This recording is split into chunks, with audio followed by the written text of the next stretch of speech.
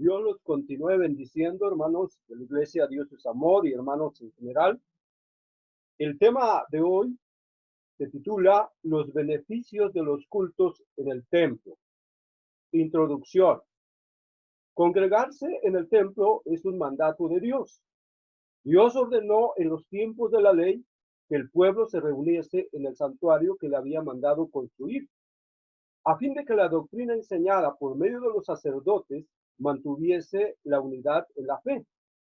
Este lugar no tenía otro propósito sino apreciar y amar con toda reverencia la predicación de la doctrina celestial, la cual tenía tal dignidad que quedaría menoscabada si alguno se detenía para escucharla. Y es lo mismo en el tiempo actual con nosotros como iglesia. La iglesia se beneficia de 5 beneficios cuando se reúne en el templo: de la exposición de la palabra de Dios, de la alabanza y adoración a Dios, de las 2 ordenanzas instituidas por Jesucristo, que son el bautismo, la Santa Cena o Mesa del Señor, de la oración en unidad, de la proclamación del Evangelio a través del evangelismo. Discusión de tema. Número 1. La iglesia se beneficia de la exposición de la palabra de Dios. En el Antiguo Testamento, Dios levantó a profetas, a sacerdotes, a reyes y a jueces para enseñar la ley de Dios al pueblo de Israel. Definiré primeramente lo que es un profeta y un sacerdote. La palabra profeta se deriva del griego profetes, que significa mensajero o portavoz, predicador de la palabra de Dios. El profeta era un hombre que hablaba de parte de Dios. Hablaba del pasado, del presente y del futuro. El profeta era un verdadero predicador de la palabra de Dios. Sus escritos eran enseñados al pueblo de Israel y tenían que estar en armonía con la escritura ya escrita. Sacerdote. El sacerdote es un hombre que separa entre Dios y el pueblo y entre el pueblo y Dios. Había varios sacerdotes que ejercían distintas funciones.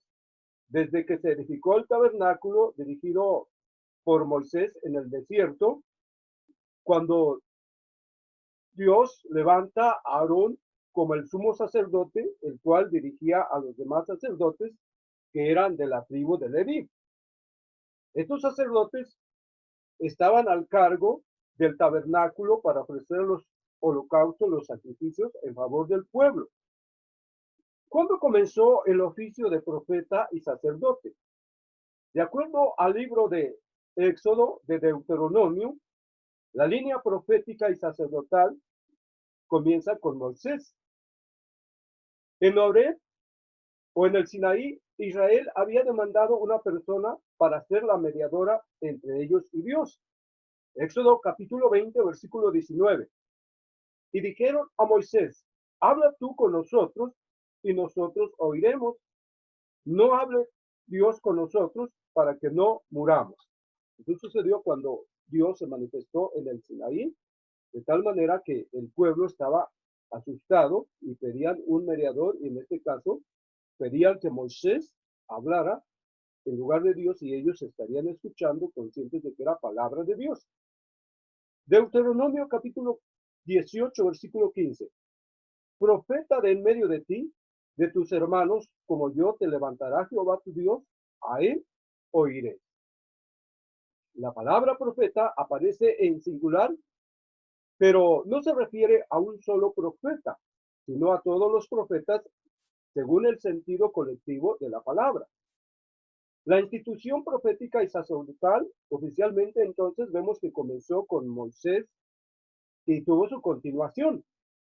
En los tiempos del profeta Samuel había una escuela para profetas y duró hasta algunos años después del regreso de los exiliados de Babilonia, es decir, después de los 70 años que Israel había sido cautivo y nuevamente regresa a Israel.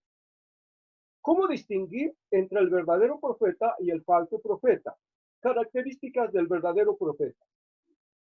Dios da las reglas a Israel para distinguir entre el verdadero y el falso profeta. Dos características distinguían al verdadero profeta de los adivinos y de los falsos profetas en aquellos tiempos, ya que siempre lo verdadero y lo falso ha existido. En primer lugar, Jehová ponía sus palabras en la boca del profeta. Deuteronomio capítulo 18, versículo 18. Profeta les levantaré de en medio de tus hermanos, como tú, y pondré mis palabras en su boca, y él hablará todo lo que yo le mandare. En respuesta a la petición de Israel, Dios está diciendo que va a levantar un profeta y pondrá sus palabras en su boca. La misión del verdadero profeta de Jehová era comunicar la voluntad de Dios y de los propósitos divinos de Dios al pueblo de Israel. En segundo lugar, el profeta hablaba las palabras de Jehová. Ezequiel capítulo 4. Luego me dijo, hijo de hombre, ve y entra a la casa de Israel y habla a ellos con mis palabras. Esto era una característica que distinguía al verdadero profeta, que en muchas ocasiones pronunciaba estas palabras: vino palabra de Jehová, o así dice Jehová. El verdadero profeta hablaba todas las cosas que Dios le mandaba que hablara. No se tenía que quedar con nada. El verdadero profeta exhortaba al pueblo al arrepentimiento y a la obediencia a la palabra de Dios. También amonestaba y reprendía al pueblo cuando se apartaba del camino de Dios. El profeta que profetizaba, su palabra tenía que ser cumplida con exactitud. Características del falso profeta. Deuteronomio capítulo 18, versículo 20 y 22. El profeta que tuviera la presunción de hablar palabra en mi nombre, a quien yo no le haya mandado hablar, o que hablase en nombre de dioses ajenos, el tal profeta morirá. Aquí hay dos cosas importantes en este versículo. Desde aquellos tiempos había hombres que se atrevían a hablar en el nombre de Dios cuando Dios no los había mandado, y era peligroso. Y en segundo lugar, el profeta que hablaba de parte de Dios, que Dios no le había mandado que hablase, había un peligro que podía morir. Venía el juicio de Dios. Versículo 22. Si el profeta hablare en nombre de Jehová y no se cumpliera lo que dijo, ni aconteciese, es palabra que Jehová no ha hablado. Con presunción habló el tal profeta, no tengas temor de él. Estas pruebas eran muy claras entre el pueblo de Israel para que ellos pudieran distinguir entre el verdadero y el falso profeta. Vamos con las características del falso profeta. El profeta que llamaba al pueblo a abandonar el camino de Dios era un falso profeta. Las cosas se dieron en aquellos tiempos y en la actualidad, lamentablemente. El profeta que profetizaba en nombre de un Dios falso, por ende, era un falso profeta. El profeta que profetizaba y su profecía no se cumplía, era falso.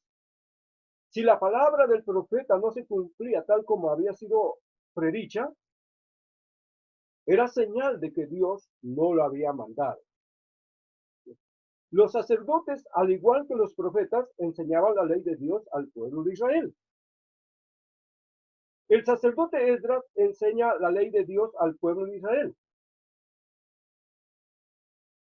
Este párrafo o porción de la palabra que vamos a analizar está en Nehemías capítulo 8, versículo 1 al 8. Y bueno, vamos a ver que hubo un tiempo cuando Israel fue cautivo por los babilonios y los asirios y duró 70 años en su cautividad, pero después de esto Dios mismo había dicho que regresarían a Jerusalén. Entonces, en estos tiempos, el regreso se da en tres partes: por Zorobabel, por Esdras, por Nehemías, y Nehemías regresa a Jerusalén en el año 458 a.C. Esdras era un escriba y sacerdote, y fue una persona a quien Dios utilizó para trabajar con el corazón de su pueblo de Israel y hacerlo regresar a Dios, por cuanto se habían apartado de Dios, y algunos que habían regresado ya no conocían la ley, en especial los niños, ¿verdad? Los jóvenes.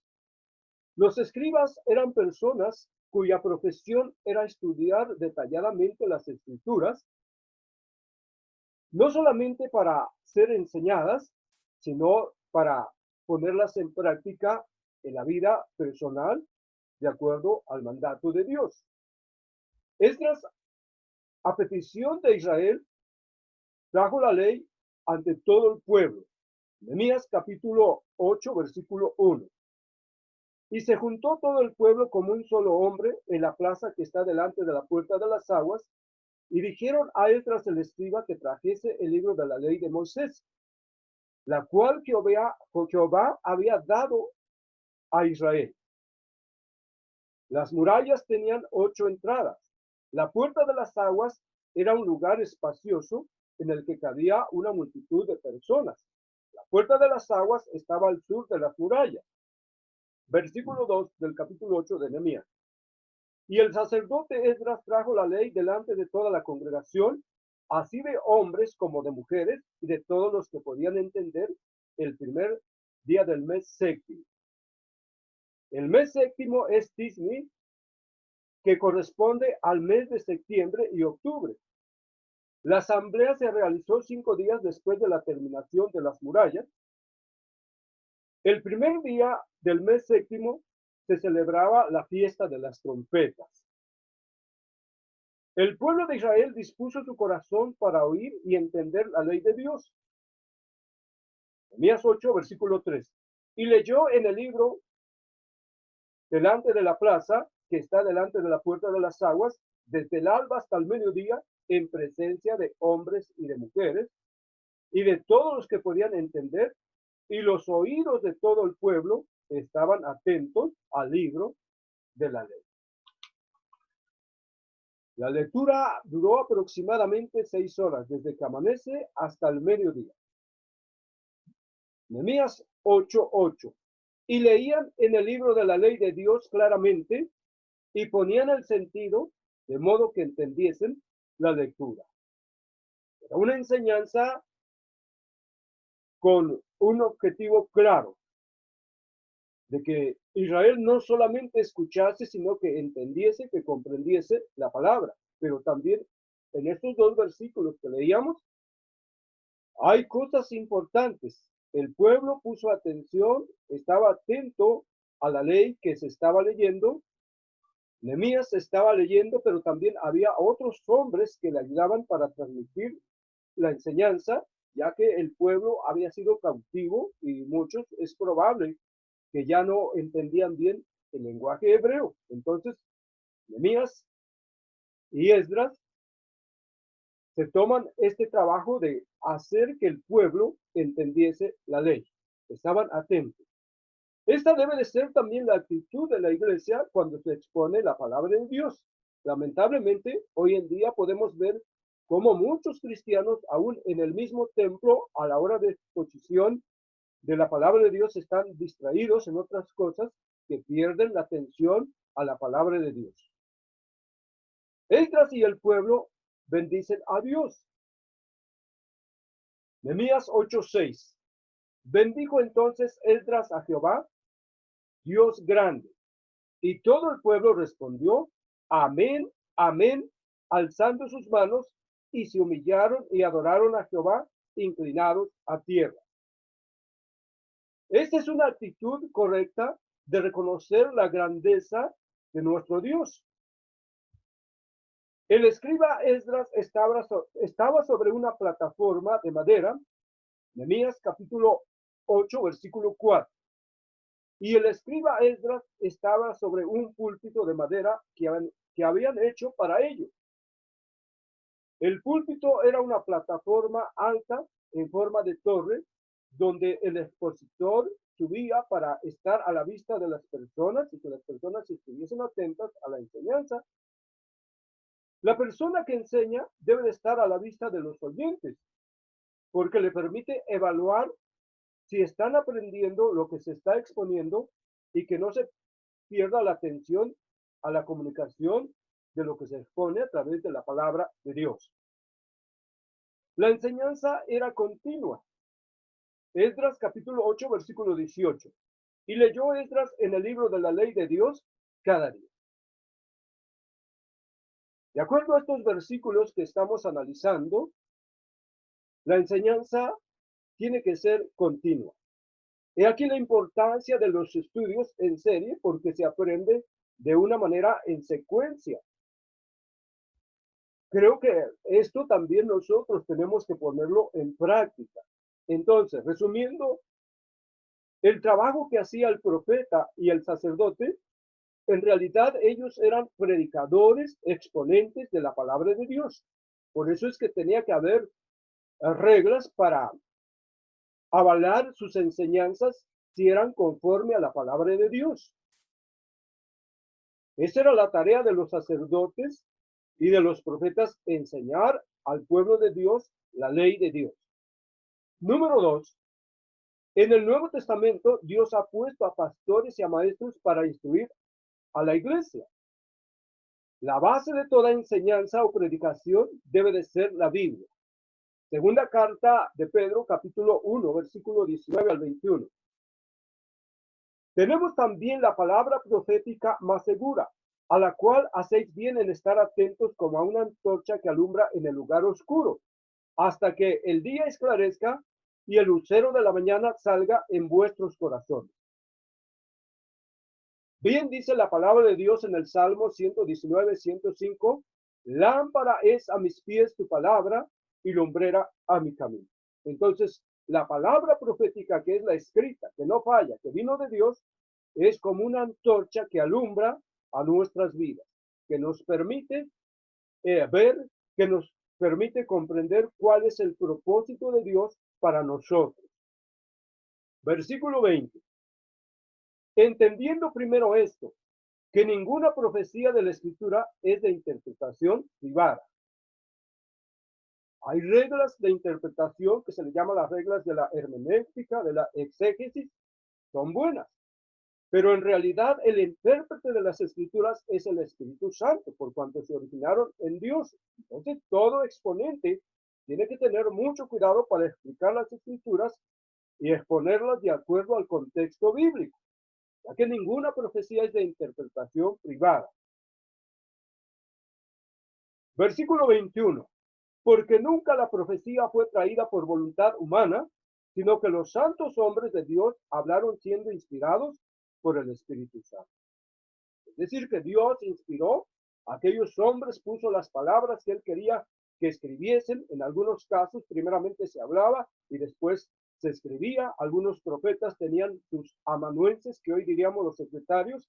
Primeramente se hablaba de manera oral y después escrita. Tanto la profecía de manera oral como la escrita era palabra que Dios había inspirado y que él mandó que se escribiese para enseñar al pueblo de Israel y en el Nuevo Testamento a la iglesia. Entonces las escrituras no tienen su origen ni en el mismo hombre ni en la iglesia. Segunda carta a Timoteo, capítulo 3, versículo 16 al 17. Toda la escritura es inspirada por Dios y útil para enseñar, para redarguir, para corregir, para instruir en justicia. Aquí podemos ver cuántos beneficios se encuentran en la escritura simplemente en este versículo. Dice que toda la escritura es inspirada por Dios, útil para enseñar al pueblo de Dios en el Antiguo Testamento y la iglesia en el Nuevo Testamento. Para redarguir, dos, para corregir, tres cosas, para instruir en justicia, cuatro cosas. Pero también cuando Pablo, que se le atribuye a él esta carta, que le escribe inspirado por el Espíritu Santo, dice que toda escritura es inspirada por Dios, se refiere tanto al Antiguo como al Nuevo Testamento. Sus 66 libros que contiene la Biblia, 39 del Antiguo Testamento y 27 del Nuevo Testamento, 1189 capítulos, 31.173 versículos, es palabra de Dios porque así Dios quiso que fuese. Versículo 17 de la segunda carta a Timoteo 3:17. A fin de que el hombre de Dios sea perfecto, enteramente preparado para toda buena obra. Entonces, el propósito de exponer las Sagradas Escrituras es para instruir, es para que el mismo siervo de Dios esté preparado para toda buena obra y también la iglesia. El hombre puede llegar a ser maduro, apto para toda buena obra, a través de la enseñanza bíblica. No hay otra manera. Toda enseñanza debe coincidir con lo escrito en la Biblia y concordar con lo expuesto por los apóstoles. El pastor, maestro, misionero, evangelista, no deben de transmitir enseñanzas que contradigan el contexto bíblico. Por muy elocuente e inspirador que se escuche un orador, se debe de examinar su enseñanza y si no es conforme al contexto bíblico, debe de ser desechada. Primera carta a Timoteo 4:1. Pero el Espíritu dice claramente que en los postreros tiempos algunos apostatarán de la fe, escuchando a espíritus engañadores y a doctrinas de demonios. Lamentablemente, esto hoy en día se está viendo con tanta frecuencia. El apóstol Pablo, inspirado por el Espíritu Santo, lo profetizó, lo habló hace unos 2000 años, y hoy podemos ver cuántas cosas se han introducido en los templos, cuántas cosas fuera de contexto se están hablando en los púlpitos.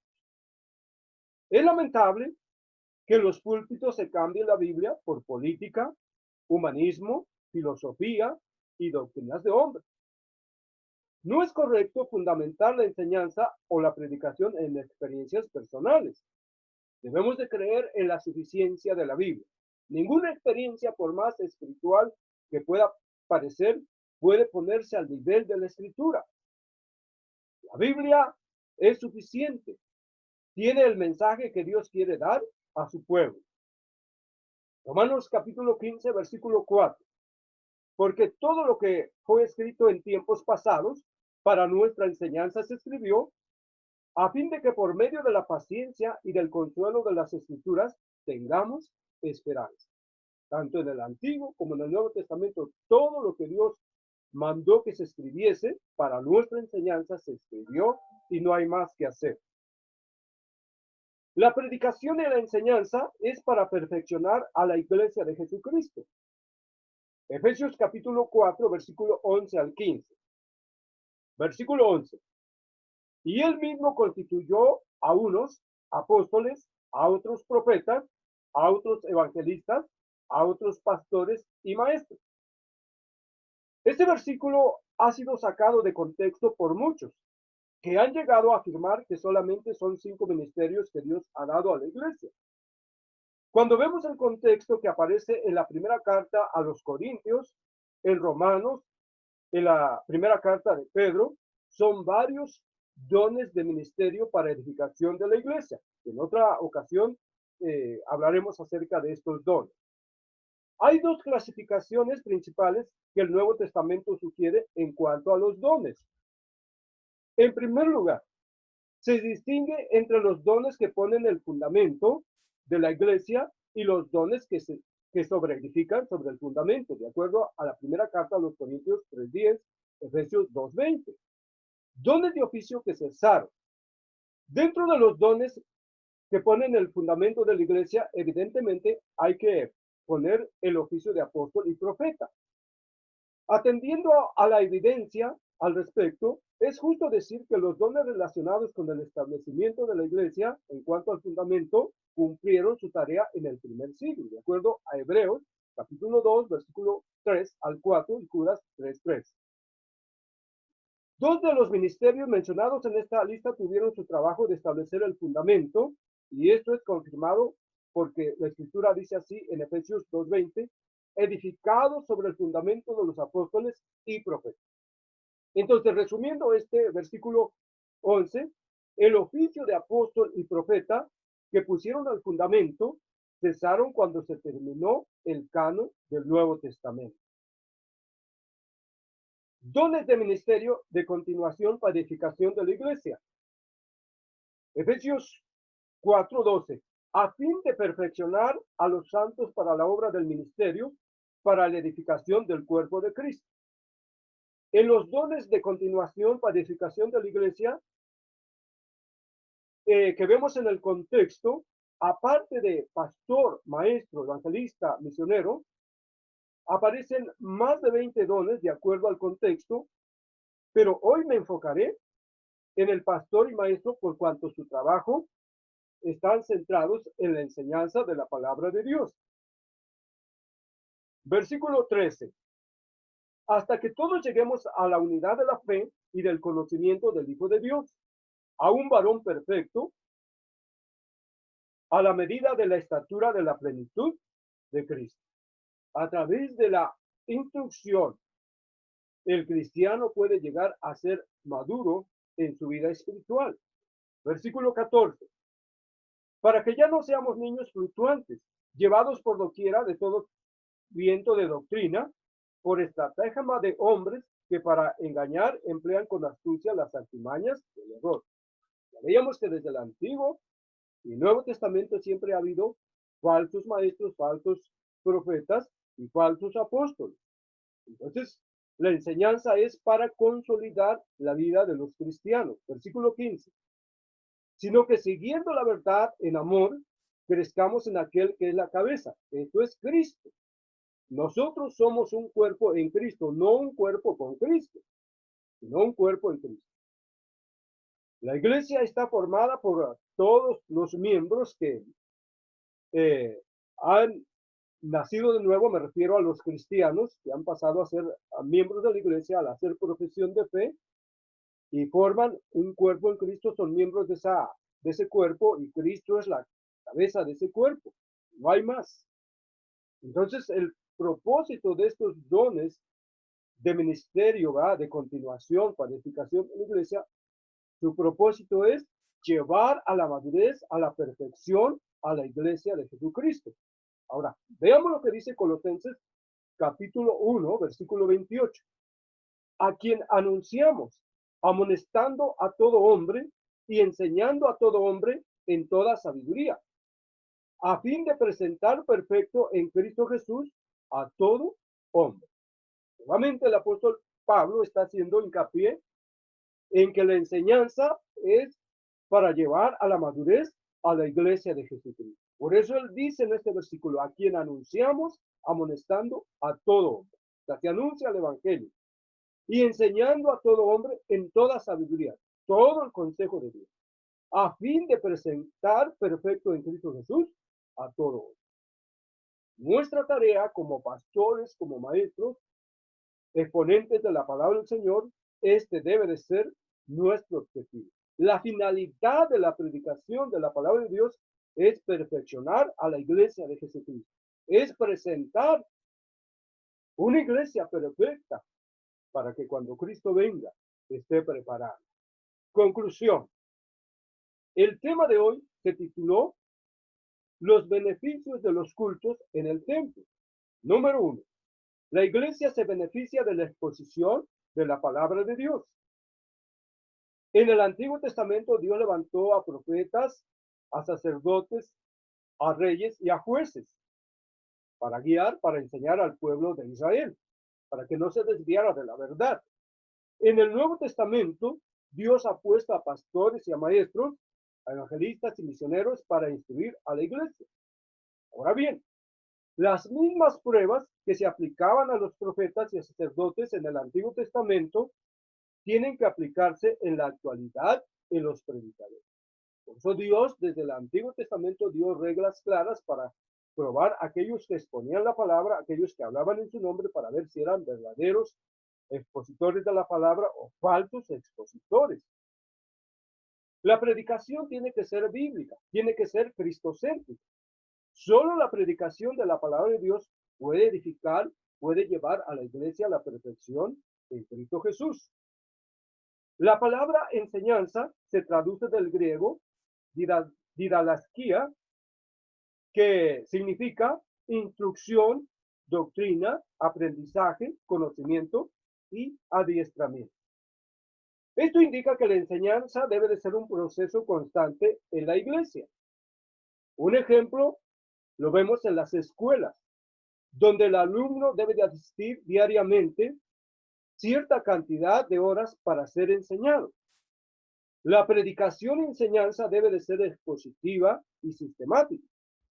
La predicación expositiva es la exposición de la palabra de Dios libro por libro, capítulo por capítulo y versículo por versículo. La predicación sistemática es por temas. Podemos ver aquí las 10 o 8 ramas de la teología, comenzando con teología propia, es hablar de la persona de Dios, hablar de sus atributos absolutos, de sus atributos relativos y de sus nombres, y etcétera. Hablar de cristología, su deidad, su humanidad, y etcétera. Hablar de neumatología, la persona y obra del Espíritu Santo. Bibliología, hablar del origen de la inspiración de la Biblia, del origen de la Biblia, su poder, su permanencia y su infabilidad, su suficiencia. Antropología, el origen del hombre, su estado natural, su caída en pecado y su destino. Amartía es hablar del pecado. Soteriología es el tema que trata acerca de la salvación. Angelología, hablar de los ángeles y de demoniología. También podemos hablar de eclesiología y escatología. Estoy dando estos referentes para que veamos que en la predicación sistemática podemos hablar por temas en secuencia y esto nos llevará a un conocimiento profundo y práctico en nuestras vidas. Habiendo considerado estas cosas, no nos resta más que dar gracias a Dios y decir, Señor, gracias. Porque desde la antigüedad tú has puesto a personas especiales con llamamientos específicos para guiar a tu pueblo y también en la actualidad lo has hecho de la misma manera. Solamente, Señor, permítenos que nuestra mente pueda ser iluminada por el poder de tu Espíritu Santo para poder comprender tu palabra y así de esta manera tener un conocimiento certero de lo que tú nos enseñas a través de tu palabra. Oremos. Padre, te damos muchas gracias porque cada vez que escudriñamos tu palabra, aprendemos, bendito Dios, acerca de ti y por consiguiente te amamos, pecamos menos, ponemos en alto tu nombre y también otras personas pueden llegar al conocimiento de tu palabra y pueden ser discipuladas y pueden ser llevadas a la madurez espiritual para pasar una eternidad contigo en el reino de los cielos. Pedimos que bendigas a la iglesia y a todo hermano y hermana, amigo, que vea este video, Señor, en el nombre de Jesucristo, que la gracia tuya sea también con ellos, con cada uno de nosotros, en el nombre de Jesús. Amén.